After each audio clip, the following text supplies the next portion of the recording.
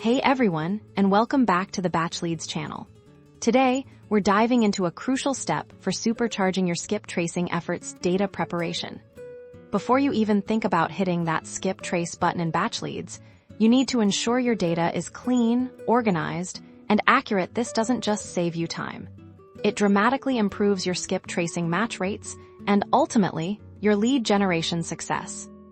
Step 1 is all about formatting. Most commonly, you'll be working with CSV or Excel files. We need to make sure your data is structured correctly. Think of it like this: each piece of information for a contact should be in its own clear column.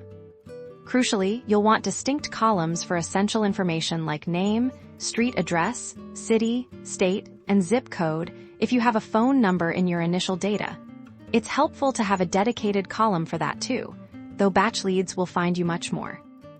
Next, let's identify and address missing information. Go through your spreadsheet row by row. Are there any gaps? For skip tracing, the more complete your initial data, the better Batchleads can work its magic. Pay close attention to your address fields. It's vital to be as accurate as possible with the information you do have. Double-check spellings of names and addresses. Even small inaccuracies can prevent a successful match. If you have older data, consider if it might be outdated and less likely to yield current contact information.